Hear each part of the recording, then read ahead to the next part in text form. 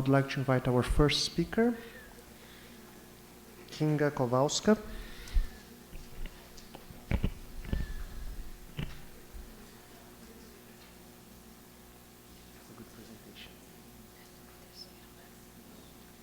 Bom dia, welcome everyone. My name is Kinga Kowalska. I'm from AGH University of Krakow in Poland. First of all, I would like to thank very much the European Ceramic Society for providing me the JEX Trust travel grant that allowed me to take participation in the event. And I am here to present you a novel hybrid calcium phosphate-based 3D printed scaffold for bone regeneration.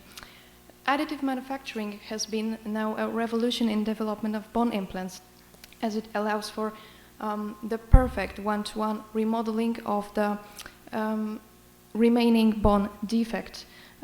We can design any structure we want and print it personalized to orthopedic or dental patient. In this study, me and my team, we designed and we developed a self-setting ink composition, which is based on calcium phosphates. What's important to note, it is a self-setting ink. It does not require any thermal treatment. The setting is based on hydrolysis of alpha-tricalcium phosphates to hydroxyapatite. As it is a biomaterial, we need to provide biocompatibility, meaning material must be resembled to the natural human bone and cannot be cytotoxic in any way. Here we decided to choose alpha-tricalcium phosphate and combination of a hybrid powder, a novel hybrid powder that we designed. The hybrid powder consists of hydroxyapatite, biocompatible polymers such as methyl cellulose or chitosan, and we additionally added gold nanoparticles that provide antibacterial properties. The scaffolds were printed using traditional robocasting methods, and successfully we obtained the presented specimens. We characterized the scaffolds by phase composition, setting times, as it is a cementitious type of material, the compressive strength, microstructure, and in vitro bioactivity of this material. We obtained finally two different scaffolds, one with methyl cellulose and the second one with chitosan. And the scaffolds mostly consisted of hydroxyapatite, which is a plus. We checked the bioactivity in vitro in simulated body fluid, and materials turned out to be highly bioactive. What's also interesting, we designed specific macropores and micropores that can allow the penetration of an ongrowing bone inside the scaffold, and after that the scaffold is being resorbed. The most important, the biggest conclusion of the research is that we successfully obtained a self-setting ink of a novel, promising composition. Thank you very much for your attention. Many thanks for the support with the grant, and please join me at the poster session for further questions. Obrigado.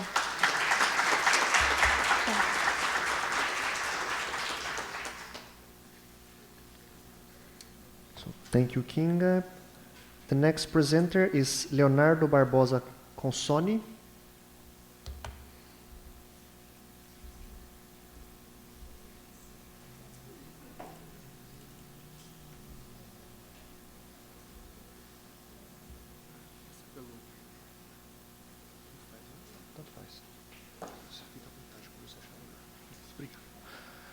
Bom dia, pessoal. Good morning, everyone. So my name is Leonardo Consoni. I am a PhD student at UFSCar under supervision of Professors Ligiani and Murilo.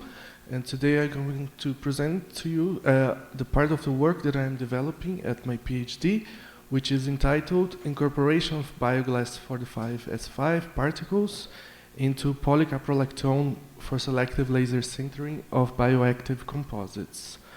So first of all, I would like to contextualize my work. As we all know, the additive manufacturing technologies enable the production of customized objects with complex geometries and structures.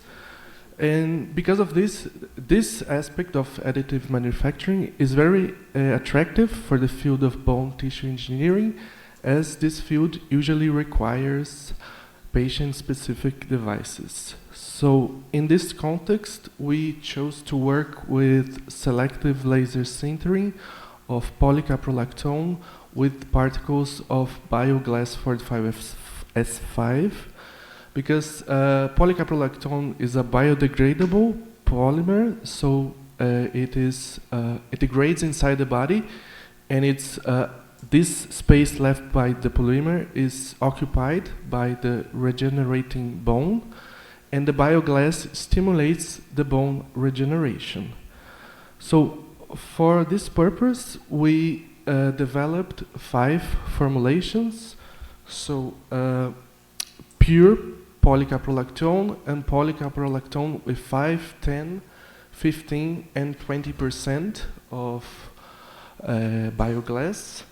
These formulations were mixed in a twin extruder because it provides a good homogenization of the powders. So the 2 materials were mixed in powder form, and after the melting extrusion, the materials were characterized thermically and rheologically, because during extrusion the polymer can suffer a little bit of degradation. And here we can see the results of the thermogravimetrical analysis. So in the first image, the weight loss, and the second image, the derivative thermogravimetry. And as we can see, the addition of bioglass anticipated the thermal degradation of the polymer.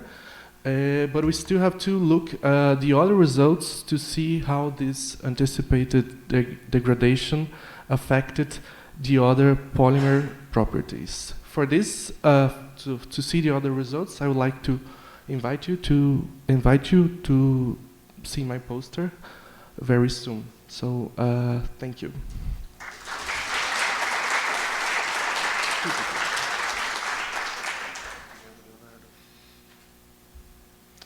So, next speaker will be Ícaro.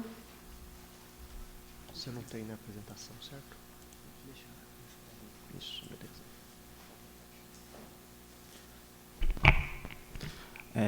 Bom dia a todos. Eu me chamo Ícaro e eu sou estudante de mestrado no programa de pós-graduação na UFSCar.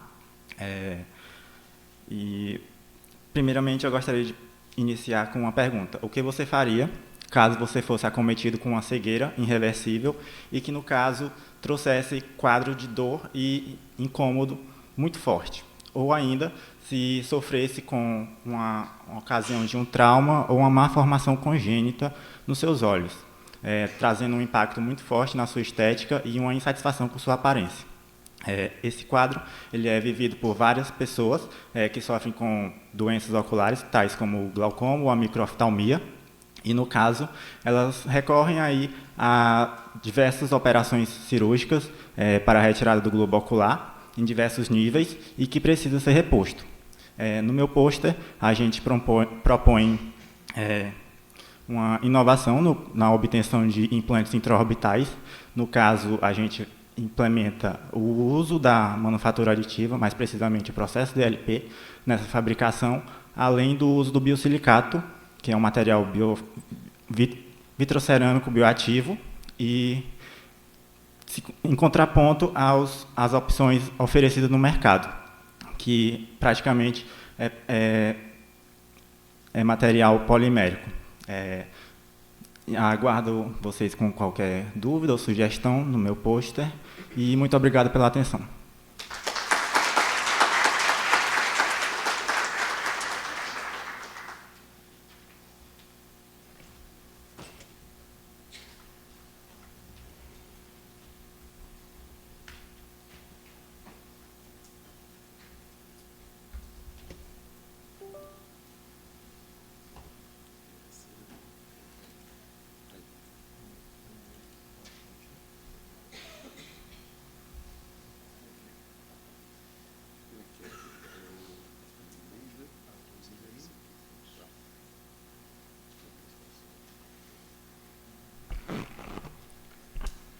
Good morning, everyone. I am Professor Murilo Crovassi at UFSCar, and I will quickly show some results of our work on glass ceramic scaffolds. And as you may know, scaffolds, to be effective on bone regeneration, they must fulfill many requirements, and of course, be very, very porous with large pores, and ideally to be as strong as the host bone. So we ran our tests in a binder jetting machine, but the major limitations, and I can say this is valid for all AM techniques, it's very difficult to manufacture scaffolds with a porosity higher than 60%. I'm talking about the total porosity, okay? And combining this with a compressive strength, higher than 5 megapascal. So usually, when you check all the papers, 99% at the literature, you will see that all the scaffolds with a very high porosity level will be very fragile. So we try to increase this total porosity by testing different types of binders. We had a very good result by using maltodextrin, carboxymethylcellulose, and a small amount of calcium hydroxide, which provided a very good liquid retention, increased the mechanical strength of the green bodies, and at the same time, they act as a porogen agents. So those are our green bodies and the sintered scaffold. As you can see, F18 glass is a particular composition we have developed, and it has a very low sintering temperature. So here I am comparing the total porosity by image analysis and micro CT, so one can see that the porosity, the average porosity is 80%. So we also noted that this compressive strength varies a lot with the printing direction. So here we have horizontally printed scaffolds, vertically printed scaffolds, and 45 degrees. And to increase even more this mechanical strength, we applied an infiltration with collagen. So maybe it can be used any type of polymer to do this. And if you do this with collagen, this is what you get, and you may increase by 2 or 3 times the initial compressive strength. So I'll be really glad to discuss all of these results with you later, and thank you for your attention.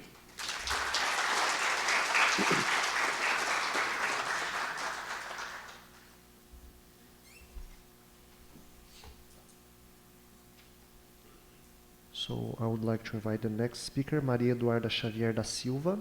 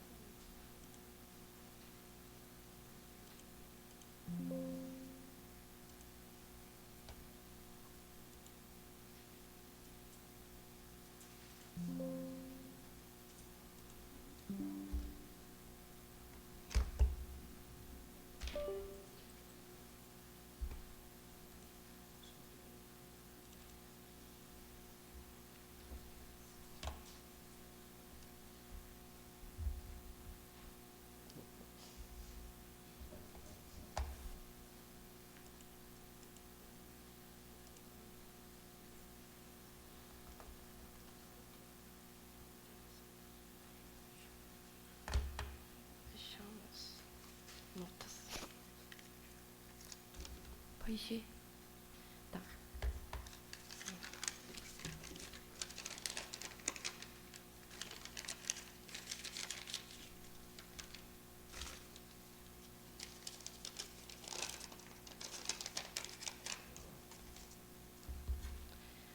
Good morning, everyone.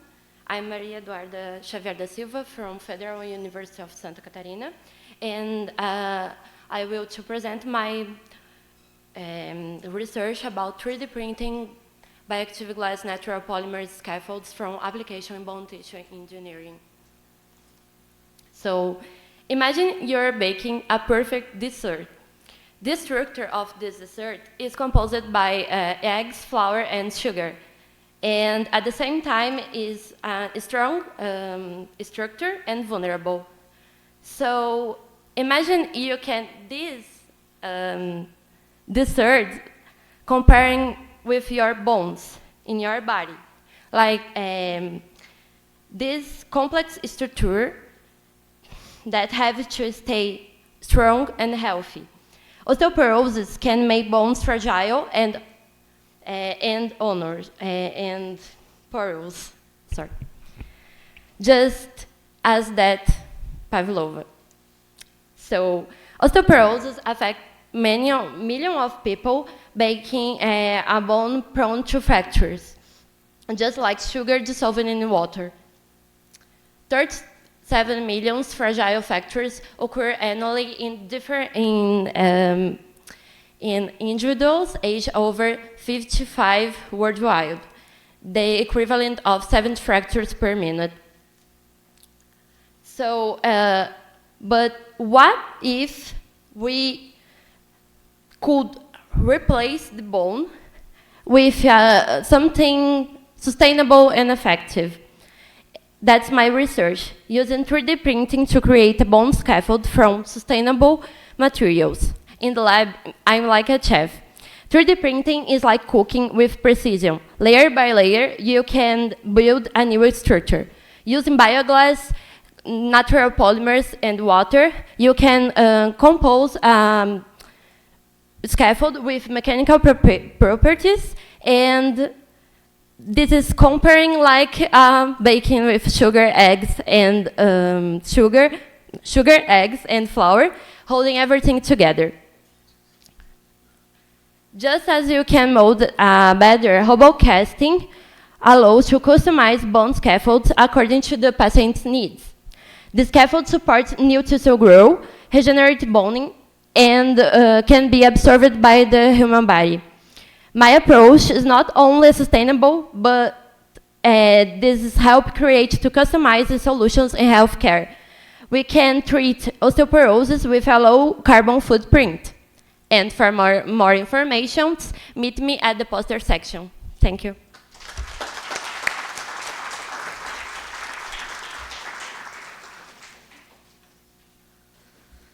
So our next speaker will be Larissa Ribeiro Lourenço.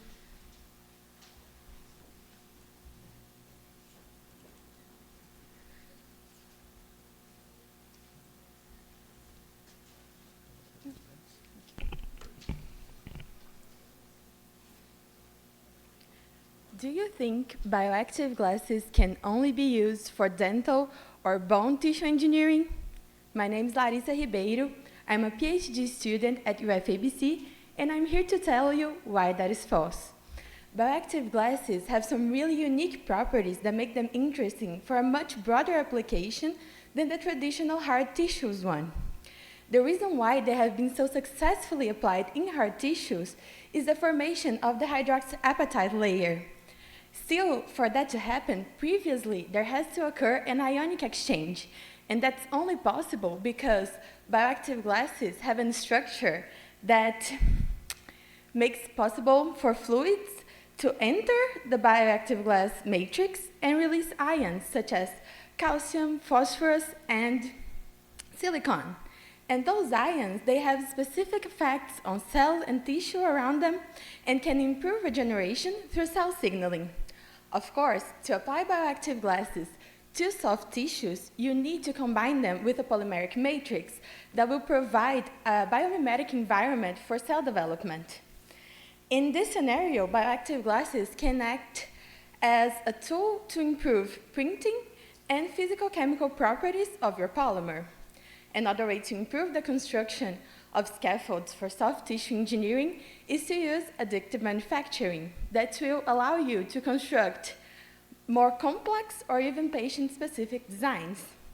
An area which could benefit from the application of these materials is nerve damage repair, given that current methods of treatment only give a 50% rate of functional recovery.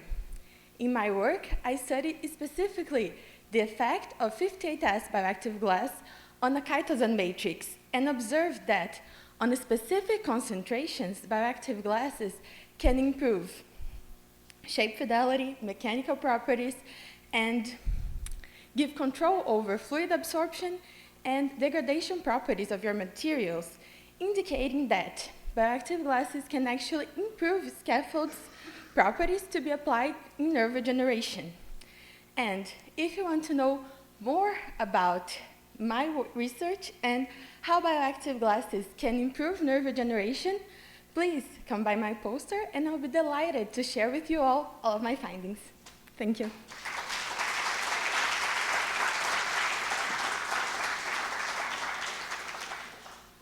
So the next presenter, Dr. Carsten Blas. I hope I'm spelling correctly. No. Blas. Bliss.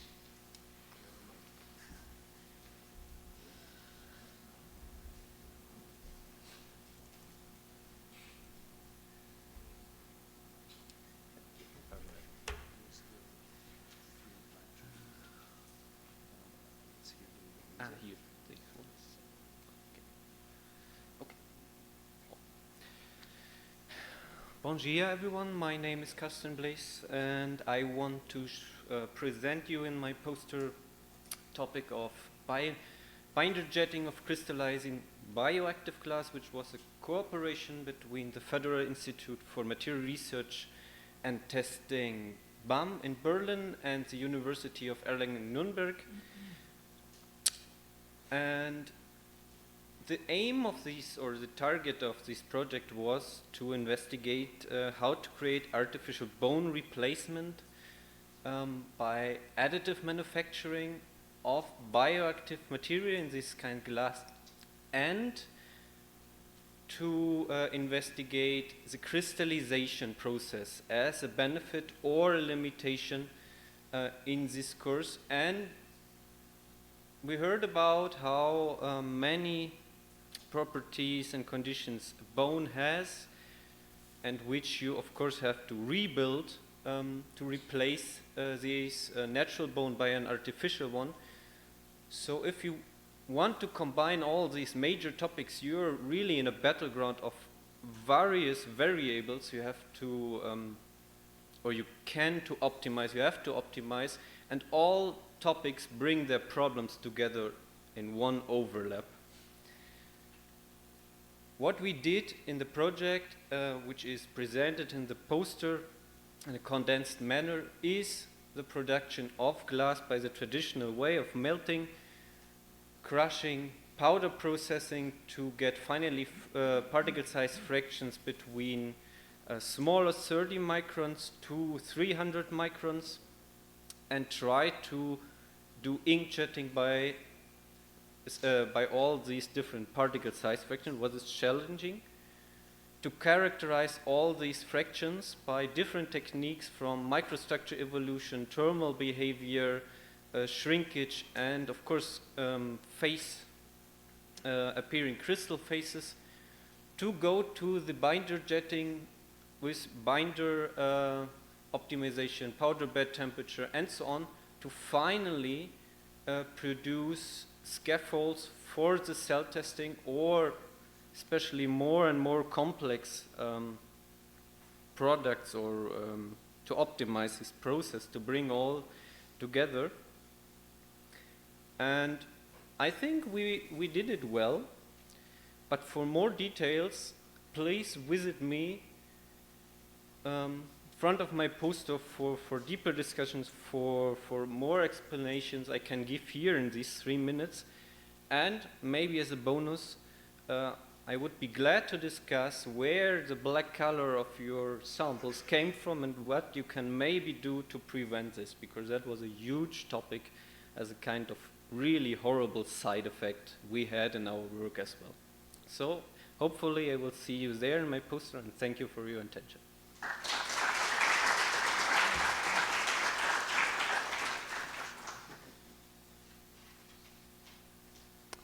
So, before moving on, I'd like to remind you of voting for the best poster and also the best pitch presentation or oral presentation. You can vote for anyone. So, the Jax Trust Award and the ABC Award will be selected by the committee for students and people who just graduated. But the best poster that you are going to vote is open for everyone, so you can select any poster you would like or any of the pitch presentations. So please, before coming back for the next session, remind to write down your vote. I will also speak in English, Portuguese, so lembrem-se de fazer a votação do melhor pôster e do melhor trabalho de pitch. Então, coloquem lá o que você gostou, pode ser de qualquer pessoa, tanto professor, aluno, é livre. And going back to English, our next coffee breaks offered by Litos. So I'd like to thank them for sponsoring the event and wish you a good coffee break. See you soon in 1 hour.